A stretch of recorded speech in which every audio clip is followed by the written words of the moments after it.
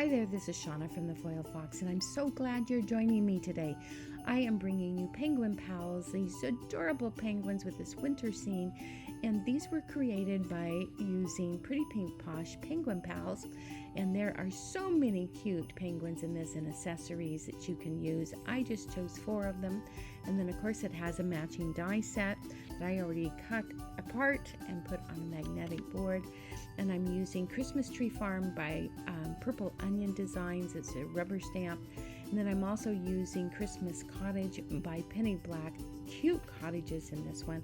And I'm using that A-frame.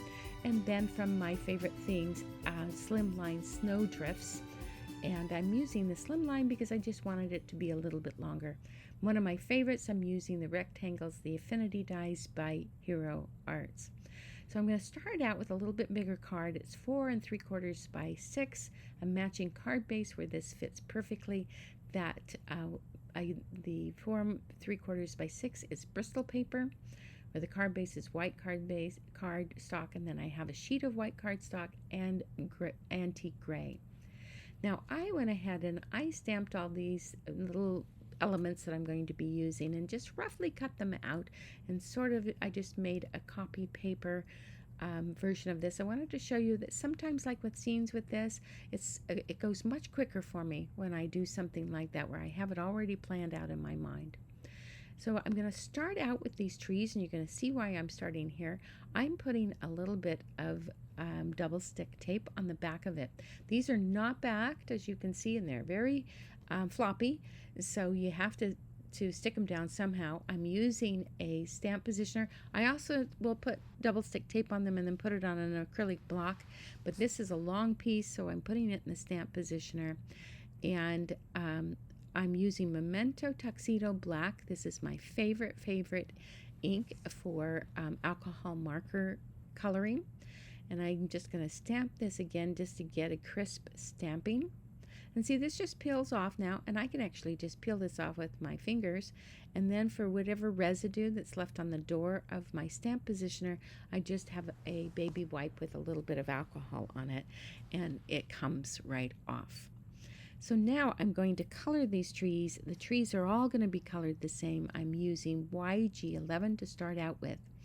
I'm going to color all of the tree with this YG11, except for on each of these layers, I'm leaving a little bit for the snow area. So I'm going to color all of the trees the same. Now I'm going to using YG17, which is where I can just color this in the midsection, leaving a little bit of that lighter green showing. And now for the dark green, I'm using G17. This goes right up underneath each of those layers for a little bit of a shadow effect. And then I'm going to go back over it with the YG11 and get it really nice and smoothed out. I'm going to do this with every one of these trees using the same technique, the same colors. Just zip through these. It's really that fast of coloring. It's pretty fast coloring. Just have to be careful just to stay within the lines, but if you can do that, then you can get through the coloring pretty quickly.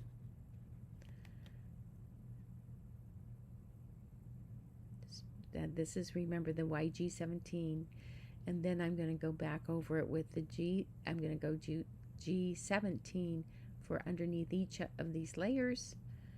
And then I'll go back over it with the YG11. And I'll use these colors again, especially in coloring some scarves. Now I have for the tree trunks, I have E33, and then I'll use a little bit of shadow, a little darker, as E27. And then I'm going to take a pair of scissors. I usually use, when I'm doing fussy cutting, a pair of very sharp small scissors because I can really maneuver, but whatever scissors work best for you, I'm just going to zip around these trees. And I'm going to just show you just a part of how I cut it out, and then you can cut out the rest of it if you choose to do a project like this. I will do it, some of it off camera. I am leaving a little strip because I want to hold these together. You could cut them in 2 sections or cut them all apart, but I don't want to do that. These are arranged very nicely, and I'm just going to leave that. And see, you can see I just left that little snowy bank down at the bottom. And now we're going to bring in our piece of Bristol paper. Remember, this was 4 3/4 by 6. And I'm just getting an idea. This is why I didn't do it before. I wanted to have the trees so I know where I need to make the sky. So I have a blending brush, I have some tattered rose, and some worn lipstick. I'm going to just start adding on the tattered rose all the way almost to the top, leaving a little bit of a white border. I just smooth that out, and then I'm going to use worn lipstick. And worn lipstick is this wonderful, very warm pink. I use it often because it is so warm, and it's just a lovely, lovely, lovely color. And I'll go back and forth until I get the kind of look I want. I'm going to go back, definitely. I wanted to make that tattered rose a little bit darker, but now the worn lipstick I'm going to make darker yet. Put the trees up there. It's looking good, but I think I want it to be a little bit darker, especially in the center, a little bit higher, where I know the cottage is going to go. Remember, I have that blueprint that I made, so it fits there perfectly. Now what I did is I took a piece of the white cardstock I had. I used one of these slimline snow drifts. It is stitched, and I don't want a stitch line, so I make sure the stitch line is above where the cut line is on this, so that my little snow bag has the cut line and not the stitch line. So I just arranged that there where I think I like to use the slim line for. This is a little bit bigger than the 5.5, and I like the curves to it, so that's why I use this one. The width, of course, is 6 inches, just to match up perfectly like before. So I'm going to set that aside for now, and I'm going to go on to the penguins. I'm going to choose 4 of these penguins. There's a bunch, as you can see, that are just adorable. You make wonderful scenes with them. And then I'm going to use that A-frame cottage. Also going to stamp the little cap and the little cup, because we're going to have some hot cocoa. And I'm using my Memento Tuxedo Black again, and just stamping these. And that little head just was a little stubborn for me and didn't want to color perfectly, but or to stamp perfectly. But that's why we're putting it in a stamp positioner, so I can be sure that it's all stamped correctly. Here are the colors that I'm going to be using. I have the C. I'm going to start out with C1, C3, and C5. And then I have some other colors that I'll use for his scarf. I also have here the R20 and RV11, but we're going to start out, this is C5. Going to just add the little bits of the darker and go to the C3. And I'm just shading his little head there. I'm going to do every one of the penguins exactly the same. Now for just the top of his head, it's going to be the lightest. That's going to be the C1. Got to get his little flippers there. It's got a little bit of his body showing. Now I'm going to just go back over this and make things just a little bit darker.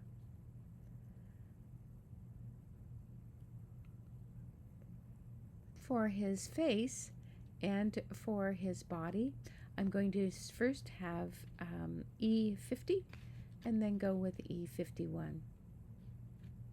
You know, Christy Gets Crafty did a penguin, and she's the one that later on I'll show you how she showed how to make a reflection in the ice.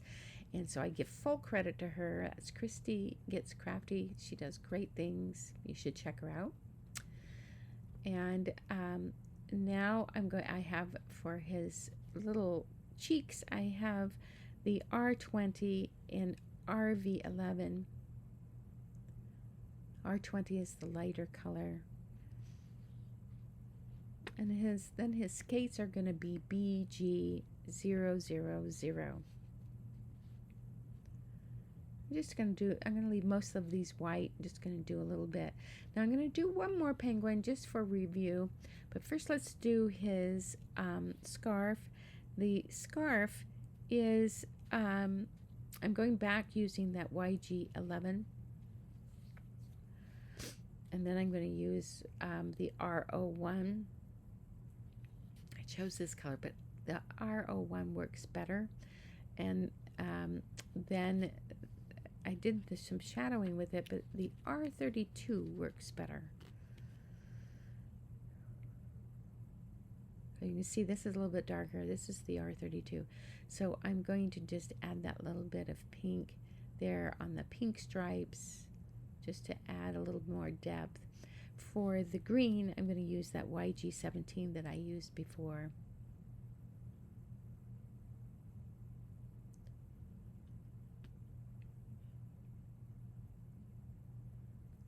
So let's color this one, same thing, using the C1, C3, C5, starting with the C5, going with the C3, and then the little lighter part on the top of his head at C1.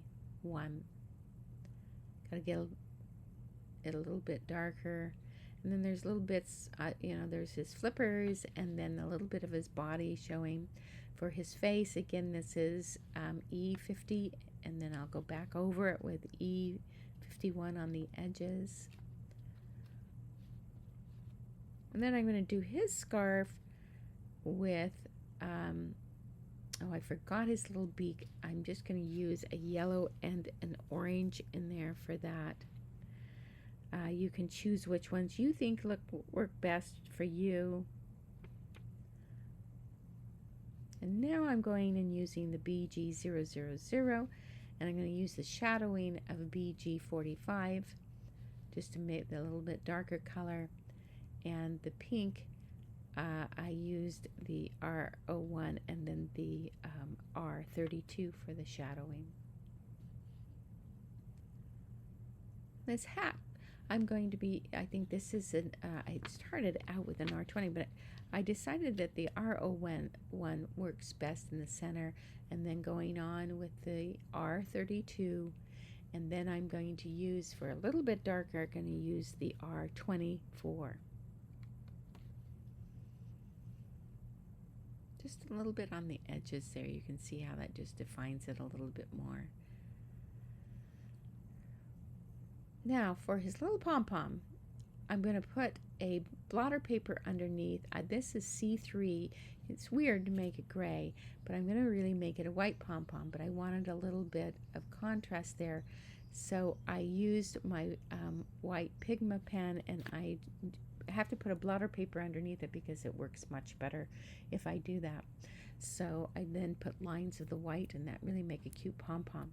Moving on to the cottage, I'm just going to start out with doing the BG000 and the BG45 on the edges, and then I'm going to take my Pigma pen that is 0.005, and I'm going to write hot cocoa because this is what they're going to be drinking.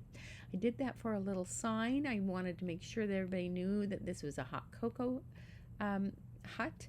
And then I'm using the R21 and R13 for the body of the cottage. For the door, I'm using R01, and then I'll go back over it with the R32. But I used my Pigma pen if it didn't stamp really great. See, here's the R01, and I'm going to put it right down that little scallopy edge, and then go back over it with the R32. Just a little bit, just to give a little bit of darker. And then again, I have some yellows that are a Y35, and I use that E50 just a little bit just to give it. So I have glowy windows, going back over using these colors, the E21 and the E13, just to sharpen everything up. I usually do color it in and then go back and see what I need to add in. I'm going to color these little chimneys. I don't want to make it too dark. I could make it really intense, but I think I just didn't want to. I wanted to add some detail to my little sign. Now, I didn't color the rest of these two penguins. I'll do that off screen so that I don't bore you with it. Along with the little cup, I used the BG00 and the BG45. Cut those out. Now I have all my pieces already all cut out. I fussy cut that little hut out. Now I'm going to arrange this, and this goes pretty quickly because, again, I have that little blueprint that I did early on, and it really just helps keep my head clear. But I'm just kind of getting an idea, but first I have to make a little pond, and where is that going to go? So I'm going to use, this is a template that has lots of nice curves to it.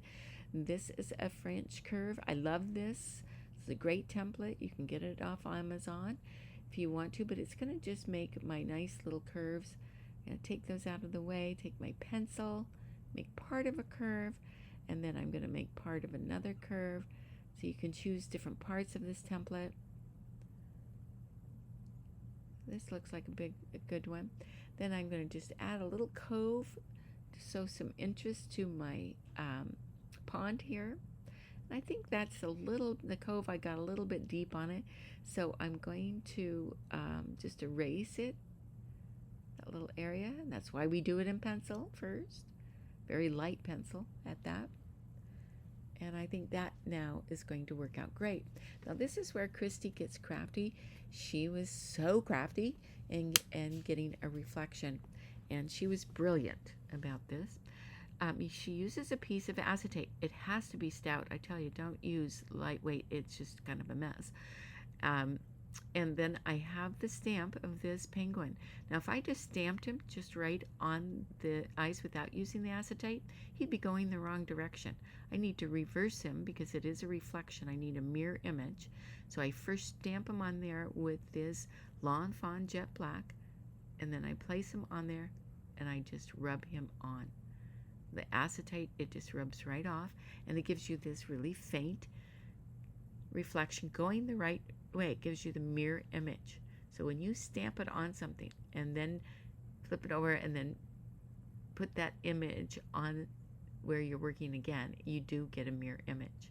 So I did the same thing for that guy. Now I'm going to use some very, very light colors. The same colors I used before, but light ones. This is the BG000, for instance. And for the penguin, I think I'm going to use the a C0 and just go over that. Maybe a C1 would work. And then I'm going to use the R50 because that is, E50. That already is a very pale color, and I'm being very careful with that. I don't want to add a ton of color. It is supposed to be a reflection in the ice. So as you know, it just has kind of really muddled, kind of, muted colors. But I'm just filling in using the colors that I used before, like in the scarf too, using the R01 and then the BG000, and the same with the YG11, just the really light colors. Now I'm going to use some colors for the pond. And I'm using the BG45 and the BG000, and I didn't write down the other color, but I used another BG color, and I'm just lightly, now I could have gone a little bit darker on the pond, but I decided that I like, especially with the sky being pink, that I wanted kind of a more pastel-y look. Now you can see I'm even coloring just a tiny bit over those reflections that we just created. Now I'm going to use the darker color here just to define those edges. Now, with again the blotter paper underneath, I have a white gel pen, and I'm just adding some lines there. I don't know, my pen never works right unless I put a blotter paper underneath it. Now I'm using some double stick tape. You can use some glue if you want. We're going to put this guy together. The double stick tape is very expedient for me this way, and so I will use it for some of it, and some of it I will use glue. So we'll put some double stick tape here. And I don't get this perfectly matched up at the bottom, but it's no problem. I'm more concerned about matching it up with my trees. But that little edge is not perfect, but that's okay because we're going to make a frame. And I have a 4 3/4 by 6 piece of paper. Actually, I have two of them. I have antique gray and a white. I'm going to cut them at the same time because I want them perfect. Then I took that largest rectangle and cut out the inside to create a frame. It's the slickest way to make a frame if you don't have a die for that or the right size. This one's a little bit oversized, so I didn't have one. Now I will use glue because I want to be able to make this slip a little bit. I'm going to stack one on top of the other just to give a little depth and a little bit of strength. This way I don't have to fiddle with foam tape. And I'm just going to stick it on the outside. Make sure I get that all nice and crisp because that's what's going to show. Now I have my card base that's the exact same size. When folded, it's 4 3/4 by 6. I'll use glue again here because I can slip it around. Now I have little foam squares on the back of my penguins and their accessories. I'm going to just now stick these guys down. And this goes really fast because remember I have that sample. Now this has a little bit of steam that goes off that, a little stamp that does the steam. So I'm getting an idea where his cup would be and then the steam. And there we go.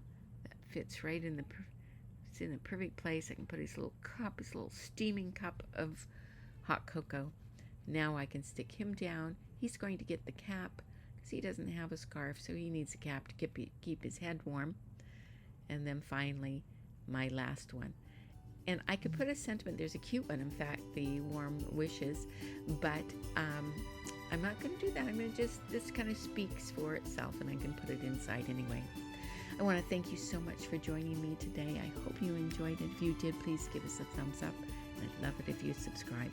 I use Pretty Pink Plush, Penguin Pals, the Purple Onion Designs, Christmas Tree Farm, the Penny Black Christmas Cottage, and then a bunch of other things that I have a link down below where you can check out everything. I want to thank you again for joining me, and I will see you next time. Bye.